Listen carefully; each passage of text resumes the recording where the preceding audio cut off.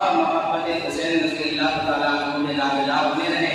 اللہ کے رسول صلی اللہ علیہ وسلم نے فرمایا لیس منا من لطم الخدود وشق الجیوب ودعا بدعوى الجاہلیہ، ایسے لوگ ہم میں سے نہیں ہیں جو اپنے گالوں پر تماچے مارتے ہیں، اپنے دامن کو چاک کرتے ہیں اور زمانے جاہلیت کی طرح چیخو پکار کرتے ہیں، آہ و بکا کرتے رہتے ہیں، ایسے لوگ ہم میں سے نہیں ہیں۔ لہذا یہ ماتم کرنا، یہ گالوں پر تماچے مارنا، اس طریقے سے اپنے دامن کو چاک کرنا، یہ تمام کی تمام چیزیں اسلام کا حصہ نہیں ہے۔ محبت حسین رضی اللہ تعالیٰ عنہ ضروری ہے اور یہ ایمان کا جز ہے، ایمان کا حصہ ہے۔ اللہ کے رسول صلی اللہ علیہ وسلم نے فرمایا اللہم انی احبہما فاحبہما، اے اللہ رب العالمین میں ان دونوں سے محبت کرتا ہوں۔ اللہ کے رسول صلی اللہ علیہ وسلم نے حضرت حسن اور حضرت حسین رضی اللہ تعالیٰ عنہ کے بارے میں فرمایا کہ اللہ تعالیٰ میں ان دونوں سے محبت کرتا ہوں، لہٰذا اللہ تعالیٰ تو بھی ان دونوں سے محبت کر۔ تو پتہ چلتا ہے کہ محبت حسین یہ ایمان کا حصہ ہے۔ اسی طرح سے اللہ کے رسول صلی اللہ علیہ وسلم نے فرمایا من احبہما فقد احبنی ومن ابغضہما فقد ابغضنی، جو حسن اور حسین سے محبت کرتے ہیں تو وہ گویا کہ مجھ سے محبت کر رہے ہیں، اور جو حسن اور حسین رضی اللہ تعالیٰ عنہ سے نفرت کر رہے ہیں، ان سے بغض رکھتے ہیں، گویا کہ وہ مجھ سے نفرت کر رہے ہیں، مجھ سے بغض رکھ رہے ہیں اور میرے نہیں ان کا انصاف نہیں ہے۔ لہذا پتہ چلتا ہے ان دلائل کی روشنی میں کہ حضرت حسین رضی اللہ تعالیٰ عنہ سے محبت یہ ایمان کا جز ہے، ایمان کا حصہ ہے۔ اللہ کے رسول صلی اللہ علیہ وسلم نے ان دونوں کو یہ فرمایا ہے ان الحسن والحسین سیدا شباب اہل الجنہ، یہ حسن اور حسین یہ دونوں جنت کے سردار ہیں، یہ حسن اور حسین جنت کے سردار ہیں۔ لہذا ان تمام دلائل کی روشنی میں معلوم ہوتا ہے کہ حضرت حسین رضی اللہ تعالیٰ عنہ سے محبت یہ ایمان کا حصہ ہے۔ اللہ کے رسول صلی اللہ علیہ وسلم ایک موقع سے خطبہ دے رہے تھے اور اسی درمیان حضرت حسن اور حسین رضی اللہ تعالیٰ عنہ مسجد نبوی کے اندر آ جاتے ہیں۔ اللہ کے رسول صلی اللہ علیہ وسلم ممبر سے اتر کر ان دونوں کو اٹھاتے ہیں، اپنے گود میں لیتے ہیں اور اس کے بعد پھر ممبر پر کھڑے ہو کر کہتے ہیں انما اموالکم و اولادکم فتنہ، یقیناً تمہارا مال اور تمہاری اولاد تمہارے لیے فتنہ ہے۔ اور اس کے بعد اللہ کے رسول صلی اللہ علیہ وسلم نے اپنا خطبہ مکمل کیا۔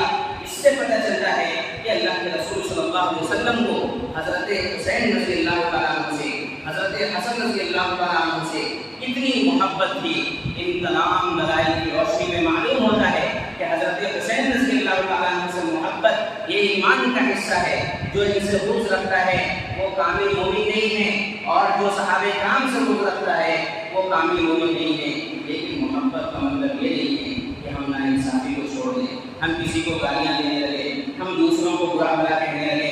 وَلَا يَجْرِمَنَّكُمْ شَنَآنُ قَوْمٍ عَلَىٰ أَلَّا تَعْدِلُوا، تمہیں کسی قوم کی دشمنی اس بات پر آمادہ نہ کر دے کہ تم ان کے ساتھ ناانصافی کرنے لگو۔ یہاں دیکھا جاتا ہے کہ لوگ دوسرے گروہ کو یا حضرت حسین رضی اللہ تعالیٰ عنہ کی جب شہادت ہوئی ہے اس موقع سے جو خلیفہ تھے یزید کو لوگ گالیاں دیتے رہتے ہیں۔ کیوں گالیاں دیتے ہیں؟ اس کی تاریخ کیا ہے کسی کو معلوم نہیں ہے، یا حقائق کیا ہے کوئی دیکھنے اور پڑھنے کی کوشش نہیں کرتے ہیں۔ اللہ رب العالمین نے قرآن کریم کے اندر ارشاد فرمایا تمہیں کسی قوم کی دشمنی اس بات پر آمادہ نہ کر دے کہ تم ان کے ساتھ ناانصافی کرنے لگو۔ یہ ناانصافی ہے کہ ہم کسی کو گالی دے رہے ہیں، کسی کو برا بھلا کہہ رہے ہیں اور بلا تحقیق کہہ رہے ہیں۔ یہ حضرت حسین رضی اللہ تعالیٰ عنہ کی شہادت کا واقعہ کیا ہے؟ واقعہ کربلا ہے کیا؟ آئیے تاریخی حقائق کی روشنی میں آج ان چیزوں کو جاننے کی کوشش کرتے ہیں، اور جو غماس اور جو پردے پڑے ہوئے ہیں ان کو ہٹانے کی تھوڑی سی کوشش کرتا ہوں۔ اللہ کے رسول صلی اللہ علیہ وسلم نے ان سے محبت کے بارے میں کہا ہے، لہذا ان سے محبت کیا جائے، لیکن دوسروں کے ساتھ ناانصافی نہ کی جائے۔ حضرت حسن رضی اللہ تعالیٰ عنہ یہ خلیفہ جو بنے ہیں ان کے بعد ان کی خلافت تقریباً 6 مہینے رہی۔ اس کے بعد حضرت حسن رضی اللہ تعالیٰ عنہ نے خلافت سے دستبردار ہو کر امیر معاویہ رضی اللہ تعالیٰ دے دی۔ حضرت حسن رضی اللہ تعالیٰ عنہ کے بعد خلافت حضرت امیر معاویہ رضی اللہ تعالیٰ عنہ کے پاس آ گئی۔ امیر معاویہ رضی اللہ تعالیٰ عنہ کا جو پورا دور خلافت ہے اس کو اگر آپ دیکھیں گے بہت ہی زبردست ہے۔ کوئی ایسی خانہ جنگی اس دور میں نہیں ہوئی، کوئی ایسا فتنہ اس دور میں نہیں ہوا۔ جو بھی فتنہ سر اٹھاتا تھا حضرت امیر معاویہ رضی اللہ تعالیٰ عنہ اس فتنے کو دبوچ دیا کرتے تھے، اس فتنے کو وہیں پر ختم کر دیا کرتے تھے۔ بہت ہی اچھی خلافت گزری امیر معاویہ رضی اللہ تعالیٰ عنہ کی۔ لیکن جب امیر معاویہ رضی اللہ تعالیٰ عنہ کی وفات کا وقت قریب ہوا تو امیر معاویہ رضی اللہ تعالیٰ عنہ نے جانشین کے لیے یزید کا نام فوراً منتخب نہیں کر دیا جیسے دوسرے بادشاہ کرتے ہیں۔ یزید کا نام منتخب نہیں کر دیا بلکہ ایک استصواب رائے کرایا گیا۔ پوری مملکت اسلامیہ کے اندر حدود بھیجے گئے اور یہ کہا گیا کہ کیا تم لوگ یزید کی خلافت کو تسلیم کرنے کے لیے تیار ہو یا نہیں ہو، یزید کی خلافت کو قبول کرنے کے لیے تیار ہو یا نہیں ہو۔ آپ کو یہ جان کر حیرت ہوگی کہ اس وقت مملکت اسلامیہ کے تمام لوگوں نے یزید کے حق میں ووٹنگ کی کہ ہم یزید کی خلافت کو تسلیم کرنے کے لیے تیار ہیں۔ یعنی حضرت معاویہ رضی اللہ تعالیٰ عنہ نے اپنے زمانے کے اندر استصواب رائے کروایا اور تمام لوگوں نے اس کو قبول کر لیا۔ یزید کی خلافت کو تمام لوگوں نے قبول کر لیا کہ ہاں اگلا خلیفہ اگر کوئی ہوگا تو یزید ہوگا، ہم اس بات کو تسلیم کرتے ہیں۔ جب امیر معاویہ رضی اللہ تعالیٰ عنہ کی وفات ہو گئی اس کے بعد دوسرے سرے سے یزید نے اپنے زمانے میں پھر سے ایک بار استصواب رائے کروایا۔ پورے مملکت اسلامیہ میں پھر سے حدود بھیجے ہیں کہ ہو سکتا ہے کہ امیر معاویہ رضی اللہ تعالیٰ عنہ کے زمانے میں لوگ امیر معاویہ رضی اللہ تعالیٰ عنہ کا لحاظ رکھ کر انہوں نے یزید کی خلافت کو تسلیم کر لیا ہو، اور ہو سکتا ہے کہ ابھی اس چیز کو تسلیم نہیں کر رہے ہو۔ اس کے بعد آپ کو جان کر حیرت ہوگی یزید نے جب دوبارہ استصواب رائے کیا ہے اس وقت بھی تمام لوگوں نے اس کی خلافت کو تسلیم کیا، قبول کیا۔ کچھ لوگ تھے مدینے کے اندر جو ادھر ادھر کی باتیں کر رہے تھے، لیکن حضرت عبداللہ بن عمر رضی اللہ تعالیٰ عنہ نے جب لوگوں کو سمجھایا ہے، بخاری کی روایت ہے، عبداللہ بن عمر رضی اللہ تعالیٰ عنہ نے سمجھایا کہ یہ قرآن اور سنت کے مطابق یہ حاکم بن رہے ہیں، لہٰذا اس کی خلافت کو تسلیم کیا جائے، تو تمام لوگوں نے اس خلافت کو تسلیم کر لیا ہے۔ یہاں تک کہ حضرت حسین رضی اللہ تعالیٰ عنہ نے بھی یزید کی خلافت کو تسلیم کیا اور قبول کیا۔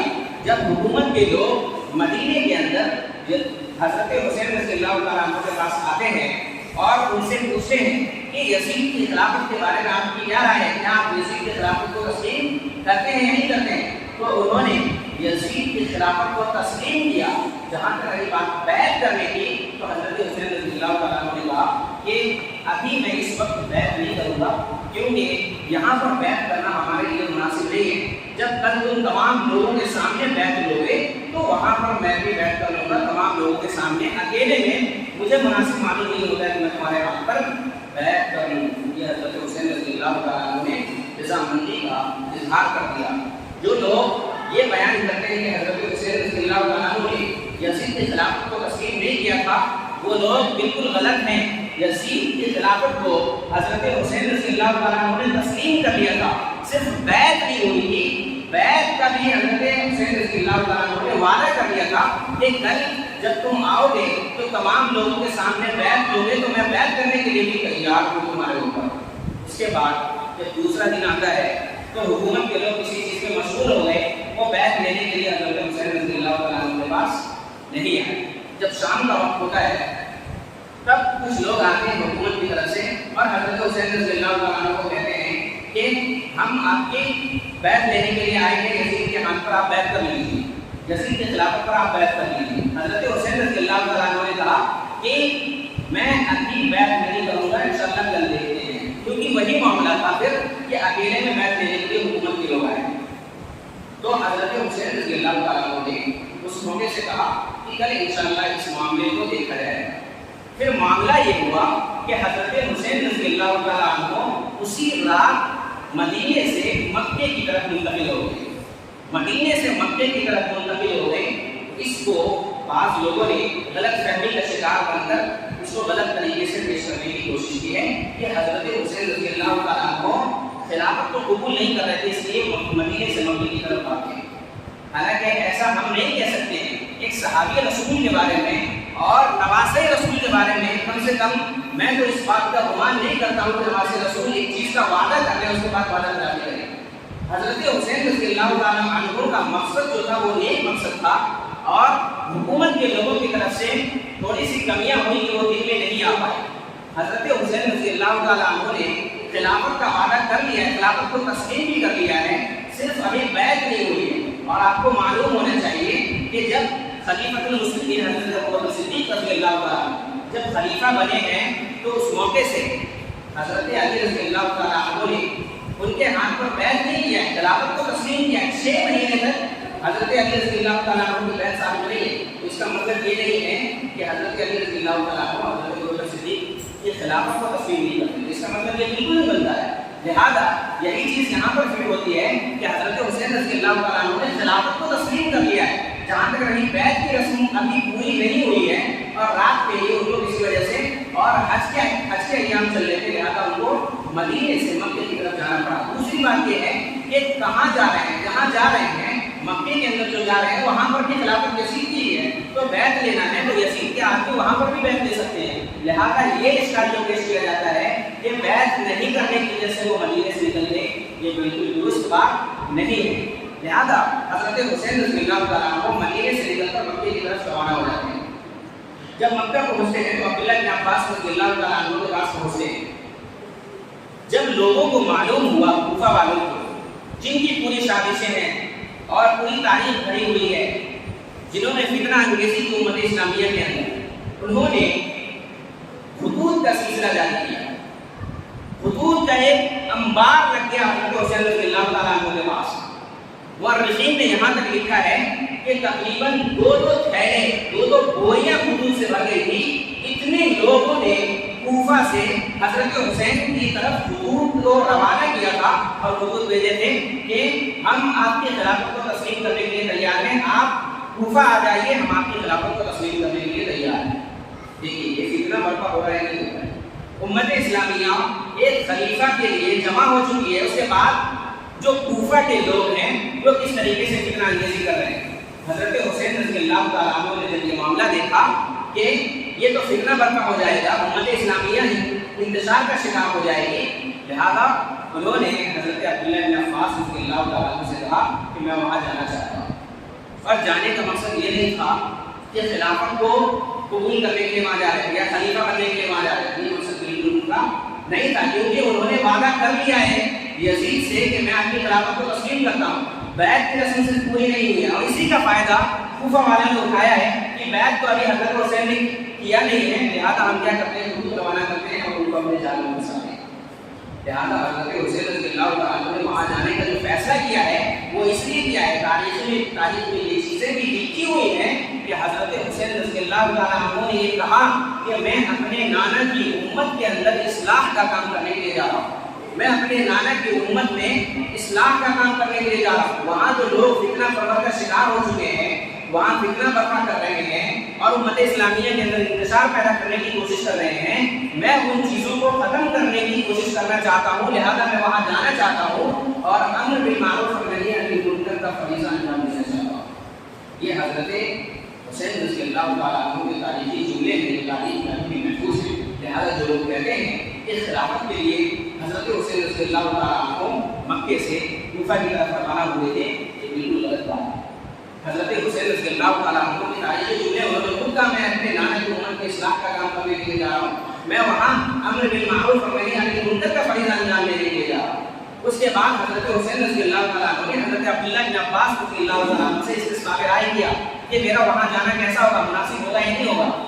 حضرت عبداللہ بن عباس رضی اللہ تعالیٰ عنہ نے اس موقع سے منع کیا کہ آپ وہاں نہ جائیے، وہاں کے لوگ اچھے نہیں ہیں، وہاں کے لوگ دغا باز ہیں، وہاں کے لوگ کبھی وفا نہیں کرتے ہیں، یہ لوگ نہ آپ کے باپ کے ہوئے نہ آپ کے ہوئے، کسی کے نہیں ہوئے۔ حضرت عبداللہ بن عباس نے جب سمجھایا تو اس موقع سے بھی حضرت حسین رضی اللہ تعالیٰ عنہ نے یہی کہا میرے جانے کا مقصد کچھ اور نہیں ہے، میرے جانے کا مقصد یہ ہے کہ وہاں جا کر استثار، وہاں جا کر لوگوں کو سمجھایا جائے، وہاں جا کر امر بالمعروف اور نہی عن المنکر کا فریضہ انجام دیا جائے۔ لہذا یہ بات جو مکمل ہو گئی، یزید کو معلوم ہوتا ہے کہ پوری امت اسلامیہ کے اندر انتشار برپا ہو چکا ہے، یعنی کوفہ کے لوگ منتشر ہو رہے ہیں اور خلافت سے روگردانی کر رہے ہیں. لہٰذا یزید نے ایک خط لکھا حضرت عبداللہ بن عباس رضی اللہ تعالیٰ عنہ کہ آپ حضرت حسین رضی اللہ تعالیٰ عنہ کو منع کیجیے کہ وہ کوفہ نہ جائیں، کیونکہ وہاں کے حالات صحیح نہیں ہیں، وہاں کے لوگ دغاباز ہیں، وہاں کے لوگ کبھی بھی حضرت حسین رضی اللہ تعالیٰ عنہ کا ساتھ نہیں دیں گے. ایک کون لکھ رہا ہے؟ خلیفۃ المسلمین اس وقت کا یزید لکھ رہا ہے، اور خیر خائی کے لیے لکھ رہا ہے. کیوں؟ کیونکہ تمام لوگ جانتے ہیں کہ کوفہ کے لوگ کبھی کسی کے ساتھ وفا نہیں کیے ہیں. یہ سبائی ذہنیت کے لوگ تھے وہاں پر. یہ عبداللہ بن سبا جو یہودی تھا، اس فکر کے لوگ وہاں پر موجود تھے جو امت اسلامیہ کے اندر ہمیشہ سے انتشار پیدا کرنے کی کوشش کرتے تھے. یہی وہ لوگ تھے جو حضرت حسین رضی اللہ تعالیٰ عنہ کو بھی بغلانے کی کوشش کر رہے تھے، لیکن حضرت حسین رضی اللہ تعالیٰ عنہ چاہتے تھے کہ وہاں جا کر ان لوگوں کو سمجھایا جائے. اس موقع سے حضرت عبداللہ بن عباس نے جواباً یزید کو ایک خط لکھا کہ میں اس بات کی پوری گارنٹی دیتا ہوں کہ حضرت حسین رضی اللہ تعالیٰ عنہ کی جانب سے کوئی ایسا قدم نہیں اٹھایا جائے گا جس سے امت اسلامیہ کے اندر انتشار پیدا ہو. بتائیے، حضرت عبداللہ بن عباس بھی اس بات کی گواہی دے رہے ہیں کہ حضرت حسین وہاں خلافت کے لیے نہیں جا رہے ہیں یا خلافت کو تسلیم کرنے کے لیے نہیں جا رہے ہیں. وہاں جانے کا مقصد ان کا صرف یہی ہے کہ وہاں لوگوں کو سمجھایا جائے. لوگ جو منتشر ہو رہے ہیں اور حکومت سے جو بغاوت کر رہے ہیں اور امت اسلامیہ میں جو پھوٹ پیدا کرنے کی کوشش کر رہے ہیں، ان کو سمجھانے کا مقصد ہے. بس اس سے زیادہ اور کوئی مقصد نہیں ہے. حضرت حسین رضی اللہ تعالیٰ عنہ نے جانے سے پہلے مسلم بن عقیل کو معاف دیا کہ آپ جائیں کوفہ میں، دیکھیں وہاں کے حالات کیسے ہیں. مسلم بن عقیل جب کوفہ آتا ہے تو آپ کو جان کر حیرت ہوگی، کوفہ میں تقریباً مورخین نے لکھا 18,000 لوگوں نے مسلم بن عقیل کے ہاتھ پر بیعت کی کہ میں حضرت حسین رضی اللہ تعالیٰ عنہ کی خلافت کو تسلیم کرنے کے لیے تیار ہوں. 18,000 لوگوں نے مسلم بن عقیل کے ہاتھ پر بیعت کی حضرت حسین رضی اللہ تعالیٰ عنہ کی کہ میں حضرت حسین کو خلیفہ ماننے کے لیے تیار ہوں. اور بعض مورخین نے 12,000 کا تذکرہ کیا ہے، یعنی اتنے لوگ تیار ہو گئے حکومت سے بغاوت کے لیے. اب ذرا سوچیے، یہ بات جب یزید کو معلوم ہوئی تو یزید نے کیا کیا؟ یزید نے وہاں پر ایک نہایت ہی سخت اور جادو حکمران وہاں پر بھیج دیا جس کا نام ابن زیاد تھا. ابن زیاد جب وہاں پر آتا ہے تو اس کی سختی سے پوری دنیا اس کی سختی کو جانتی تھی کہ یہ کتنا سخت انسان ہے. جب وہ انسان وہاں پر آتا ہے تو یہ جو 18,000 لوگ تھے، یہ تمام کے تمام لوگ میدان چھوڑ کر بھاگ گئے. تقریباً لوگوں نے لکھا ہے کہ 30 آدمی وہاں پر باقی بچے. یہی بے وفائی تھی جو یہ لوگ ہمیشہ سے پیش کرتے آ رہے ہیں. 18,000 لوگ حضرت حسین رضی اللہ تعالیٰ عنہ کے ہاتھ پر بیعت کرنے کے لیے تیار ہیں. اور جب حکومت کی طرف سے ایک پالیسی اختیار کی گئی اور ایک وہاں پر جابر حکمران کو بھیجا گیا تو تمام کے تمام لوگ وہاں پر بھاگ گئے. اس سے پہلے آپ کو معلوم ہونا چاہیے جب حضرت حسین رضی اللہ تعالیٰ عنہ کے ہاتھ پر 18,000 لوگوں نے بیعت کی تو حضرت حسین نے مسلم بن عقیل کے ہاتھ پر 18,000 لوگوں نے جب بیعت کی تو مسلم بن عقیل نے خط لکھ کر روانہ کر دیا حضرت حسین رضی اللہ تعالیٰ عنہ کو کہ یہاں کے حالات ایسے ایسے ہیں. لہٰذا حضرت حسین رضی اللہ تعالیٰ عنہ نے جب دیکھا تو امت اسلامیہ صحیح معنوں میں منتشر ہو گئی ہے تو حضرت حسین رضی اللہ تعالیٰ عنہ مکے سے کچھ قافلہ لے کر نکل گئے. وہاں کا معاملہ یہ ہے کہ مسلم بن عقیل کے ساتھ جتنے لوگ بچے ہیں تقریباً 30 لوگ بچے. ابن زیاد نے ان تمام لوگوں کو کیا کر دیا؟ پھانسی پر چڑھا دیا. یہ تمام لوگ حکومت سے بغاوت کر رہے ہیں، لہٰذا ایسے لوگ امت اسلامیہ میں انتشار پیدا کر رہے ہیں، لہٰذا ان لوگوں کو پھانسی پر چڑھا دیا جائے. مسلم بن عقیل کو بھی پھانسی دے دی گئی اسی موقع سے. یہ خبر حضرت حسین رضی اللہ تعالیٰ عنہ کو اس وقت ملی جب حضرت حسین رضی اللہ تعالیٰ عنہ مکے سے نکل چکے تھے اور روانہ ہو چکے تھے اور راستے میں تھے. جب یہ معاملہ حضرت حسین رضی اللہ تعالیٰ عنہ کے پاس پہنچا تو حضرت حسین رضی اللہ تعالیٰ عنہ نے کہا کہ یہاں سے لوٹ جانا چاہیے.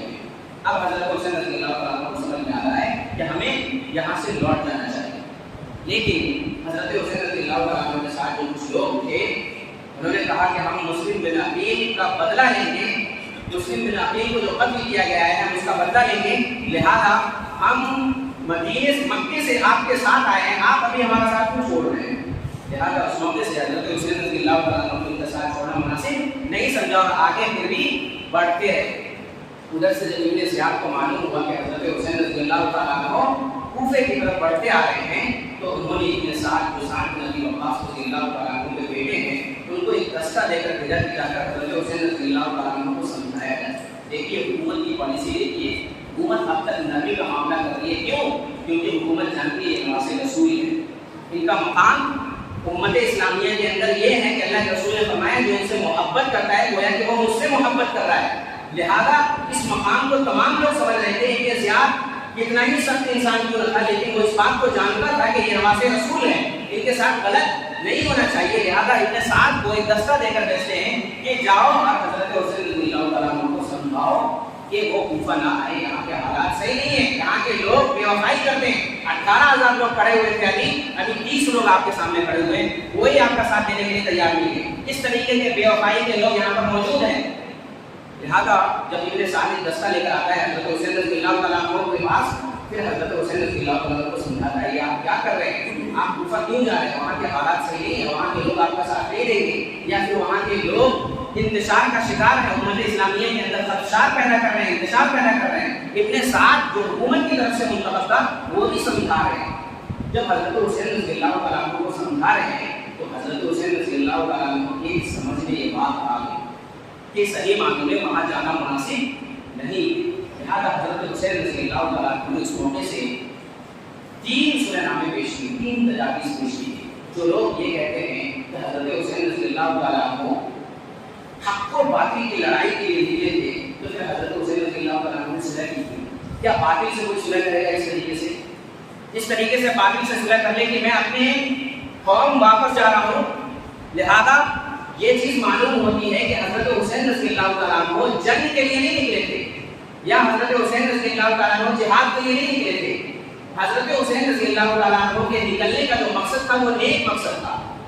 حضرت حسین رضی اللہ تعالیٰ عنہ نے اس موقع سے جو تجاویز پیش کی ہے وہ 3 تجاویز پیش کی کہ میں ان 3 تجویز کو پیش کرتا ہوں آپ کے سامنے، تینوں میں سے کسی ایک کو آپ قبول کر لیجیے. سب سے پہلی چیز، یا تو مجھے میں جہاں سے آیا ہوں وہاں واپس بھیج دیجیے.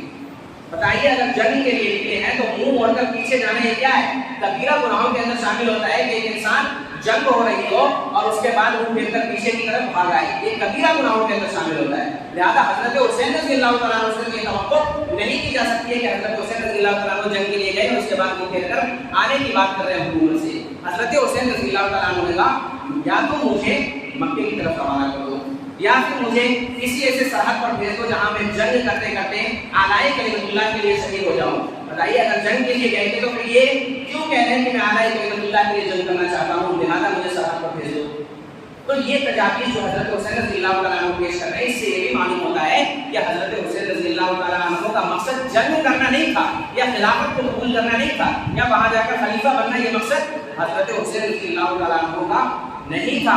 انہوں نے 3 تجویز پیش کی. پہلی تجویز یہ تھی کہ یا تو مجھے مکے بھیج دو، یا تو کسی سرحد پر بھیج دو میں جنگ کرتے کرتے وہاں شہید ہو جاؤں، یا پھر مجھے یزید کے پاس بھیج دو جہاں جا کر میں یزید کے ہاتھ پر بیعت کروں. یہ 3 تجاویز حضرت حسین رضی اللہ تعالیٰ عنہ نے پیش کیے.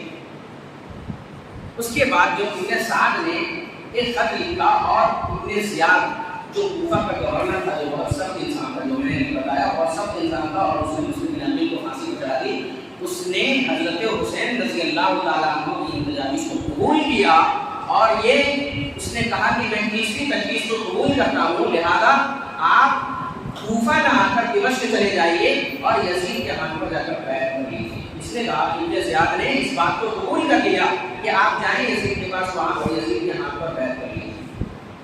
یہاں پر معاملہ یہ ہوا کہ جو کوفی لوگ تھے، جو فتنہ انگیزی کر رہے تھے یا فتنہ برپا کرنے کی کوشش کر رہے تھے، وہ لوگ بھلا گئے. تو یہ کیا ہو گیا؟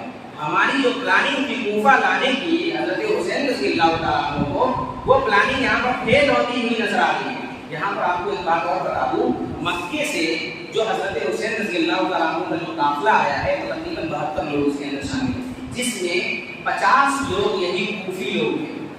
یہ 50 لوگ کوفہ کے لوگ ہیں جنہوں نے حضرت حسین رضی اللہ تعالیٰ عنہ کو خطوط بھیجے تھے اور وہاں پر ٹھہر گئے تھے کہ حضرت حسین رضی اللہ تعالیٰ عنہ کے ساتھ ہم جائیں گے. یہی کوفے کے لوگ 50 لوگ ہیں جو حضرت حسین رضی اللہ تعالیٰ عنہ کی نہیں ہیں، اور تقریباً 20 لوگ ہیں، 20-22 لوگ ہیں جو حضرت حسین رضی اللہ تعالیٰ عنہ کے ساتھ. ابن سعد نے کہا کہ چلیے آپ اب کوفہ نہ جا کر دمشق کی طرف چلیے. لہٰذا حضرت حسین رضی اللہ تعالیٰ عنہ نے کوفے کے راستے کو چھوڑ کر دمشق کے راستے کو اختیار کر لیا اور اسی دمشق کے راستے میں ایک سرزمین پڑتی تھی، ایک گراؤنڈ پڑتا تھا، ایک میدان پہ جس کا نام تھا کربلا، اسی میدان میں جا کر حضرت حسین رضی اللہ تعالیٰ عنہ نے پڑاؤ ڈالا۔ جب وہاں پر پڑاؤ ڈالا تو 200 لوگ کوفہ کے 200 لوگ پیچھے سے اور آ گئے وہاں پر۔ ابن سعد جو حکومت کی طرف سے منتخب تھا، اس نے کہا کہ یہ کیا ہے، یہ 200 لوگ کون ہیں؟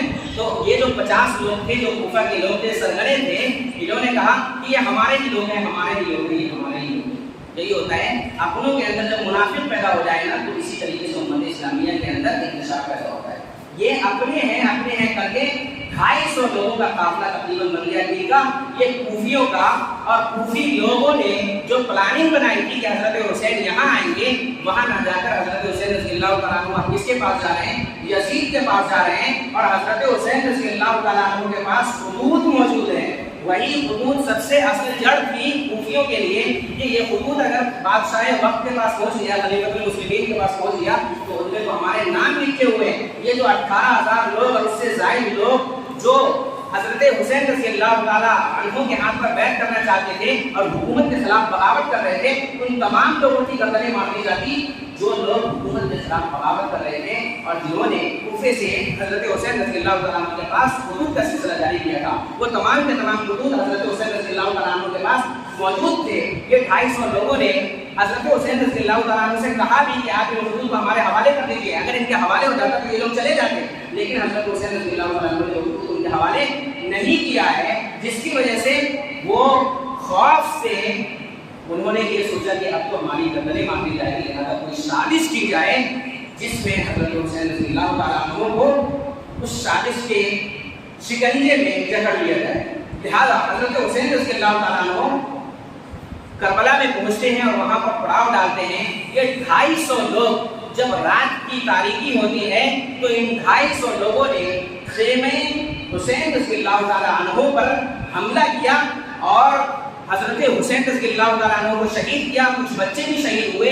اچانک آہو بکا ہونے لگی، چیخو پکار ہونے لگی۔ ابن سعد کا جو ادھر سے دستہ تھا وہ جب تک دوڑ کر آتا ہے تو دیکھتا ہے کہ حضرت حسین رضی اللہ تعالیٰ عنہ کو شہید کر دیا گیا ہے۔ پھر گھمسان کی جنگ ہوتی ہے۔ یہ 250 لوگوں میں سے تقریباً 50 لوگ مارے بھی جاتے ہیں اور 200 لوگ وہاں سے فرار ہونے پر کامیاب ہو جاتے ہیں۔ اور آپ کو جان کر حیرت ہوگی، صرف حضرت حسین رضی اللہ تعالیٰ عنہ کو انہوں نے شہید نہیں کیا بلکہ اس خیمے کے اندر انہوں نے آگ لگا دی، کیونکہ ان کو خطوط مل نہیں رہے تھے۔ یہ تمام کے تمام خطوط جل کر راکھ ہو گئے۔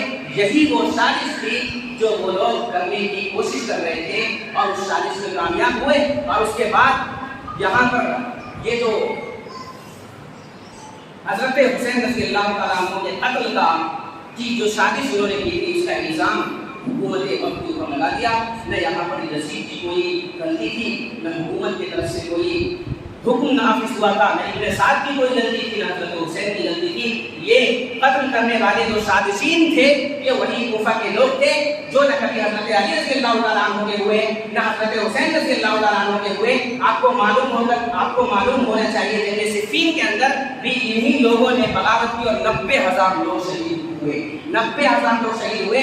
دونوں طرف یہی لوگ موجود تھے، ادھر سے انہوں نے پتھر پھینکا، ادھر سے انہوں نے پتھر پھینکا۔ ادھر والے یہ سمجھ رہے ہیں کہ انہوں نے ہمارے اوپر حملہ کر دیا، ادھر والے یہ سمجھ رہے ہیں انہوں نے ہمارے اوپر حملہ کر دیا ہے۔ اور اس کے بعد دونوں کے درمیان جنگ ہوئی، جنگ صفین ہوئی، جس میں تقریباً 90,000 لوگ مارے گئے۔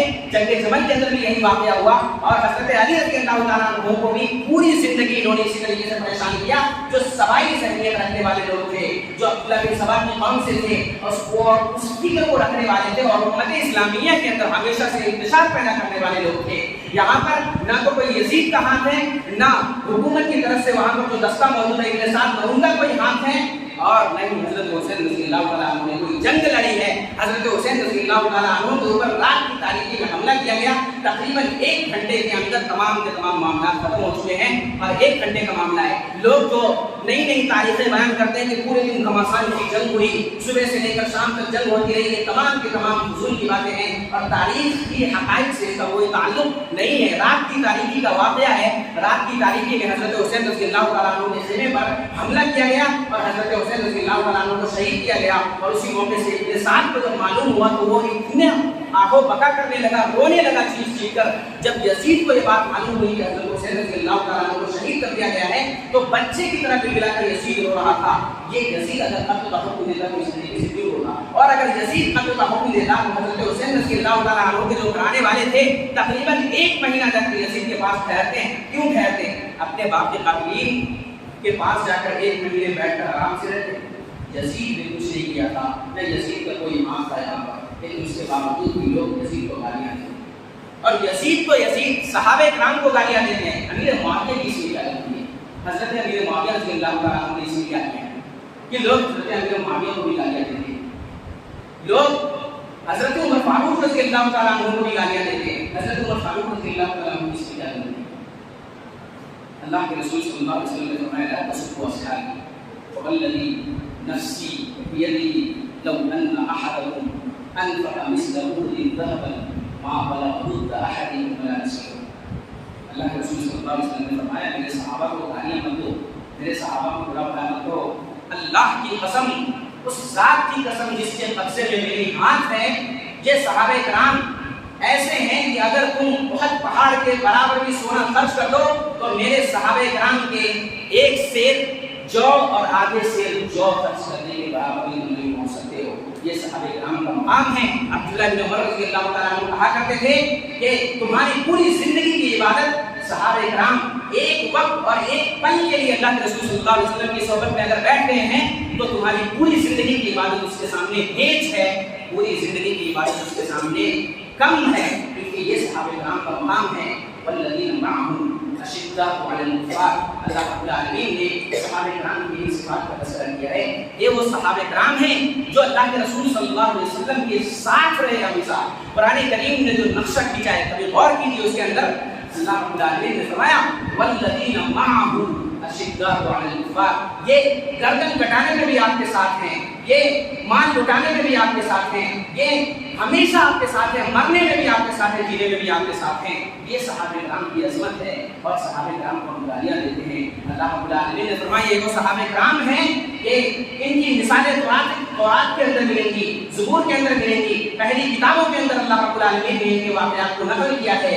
वअदल्लाहु लज़ीना आमनू मिनकुम व अमिलुस्सालिहाति मिनहुम मग़फ़िरतन व अजरन अज़ीमा।